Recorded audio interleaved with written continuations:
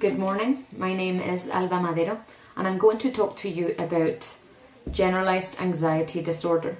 Now, I don't have many facts, I don't come here with a list of statistics, I just have my story and I think that's enough to talk for a while. It's considered that only people who've suffered symptoms of anxiety for more than 6 months can say to suffer from generalized anxiety disorder. And this will surprise you. I've suffered generalized anxiety disorder for 2 years and I have never once had a panic attack. I felt panic, I felt really extremely anxious, I've had the tachycardia, but I have never suffered a panic attack. Instead, anxiety decided to affect my inner ear, my balance, my capacity to identify at what distance objects were from me.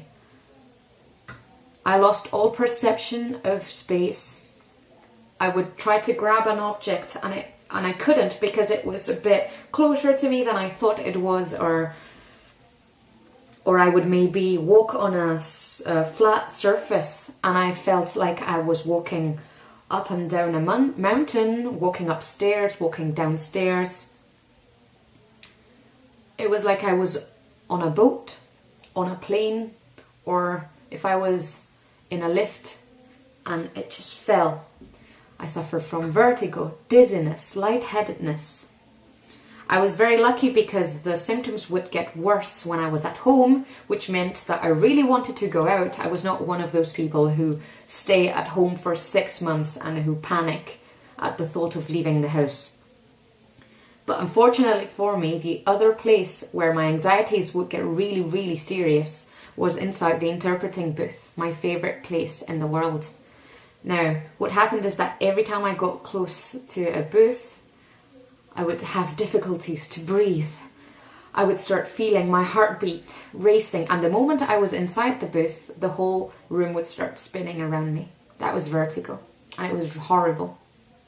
Because I thought, this is going to ruin my vocation. This is going to ruin what I thought would be the ideal profession for me. So I tried different strategies. Don't think that I stopped interpreting. I would stand up. That was a weird one. I would sit down, lay down inside the booth. I would maybe close my eyes when I was interpreting. Nothing helped. Nothing helped back then. Now, what happened was that I had a very interesting symptom called depersonalization. Now, you can get to know a bit more about depersonalization if you watch Numb, a film with Matthew Perry, the guy from Friends. Depersonalization is when you've got the impression that everything around you is fake, that it's not real, that somehow you're watching your life as though you were a third person, a stranger to your own life, as though it was something as though you were watching a film. Yes. It's so difficult for me to explain it, even now, that it's very difficult for people to identify, and that's why it's so scary. Now, when you're depersonalized, you get the impression that the next stage is fainting. You're gonna faint, it's just gonna happen. And it doesn't, because what people don't tell you is that dizziness, vertigo, tachycardia, depersonalization, those symptoms, when they are related to anxiety, they are not physically dangerous, they are physically harmless. So I started to shower with my door open because I was scared I would faint and my family would have to come into the bathroom to rescue me. I would call my mother in the metro to make sure I did not faint on public transport, which would have been really embarrassing.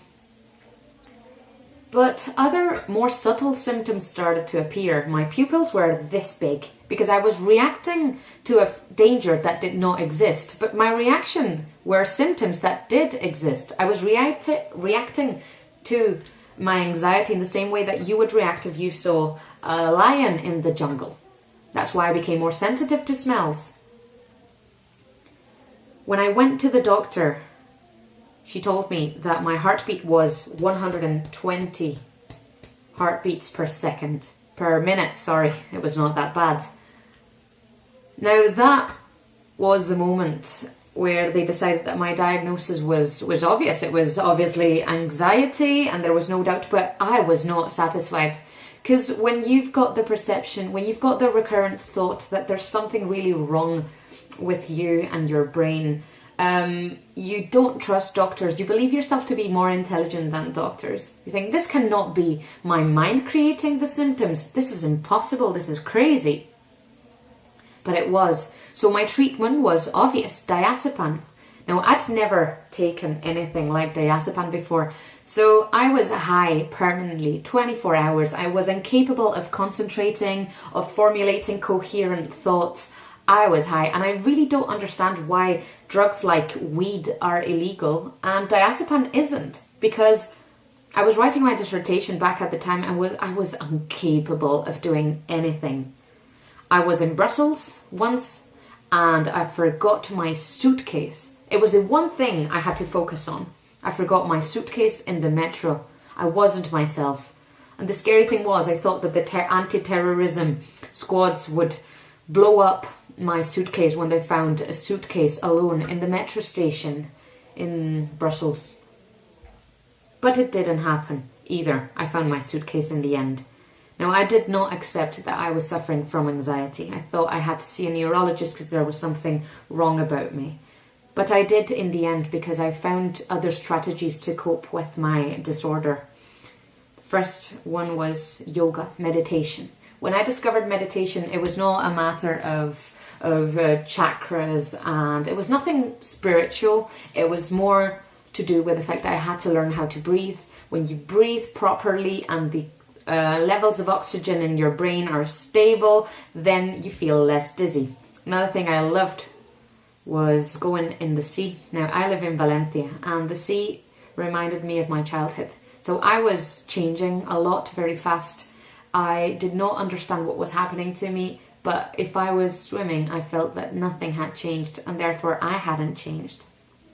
I loved sports. I loved sports because the whole world was spinning around me, but when I ran, I moved faster than that feeling. I've moved faster than anything, and it was the only relief I got.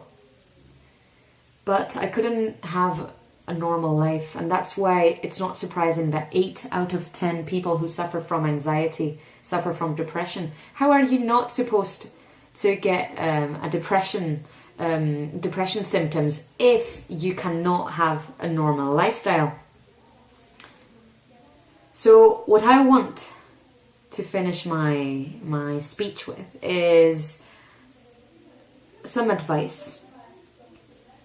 If you are suffering from anxiety, which is very common because the 21st century is the century of anxiety, people in this room will suffer from anxiety, and we all suffer from anxiety in our lifetime. Don't take medicines that you don't want to take. Don't think that there's no solution for you. Don't go on Google and look up all your symptoms, because that just makes it worse. And never feel that you're alone, because you're not.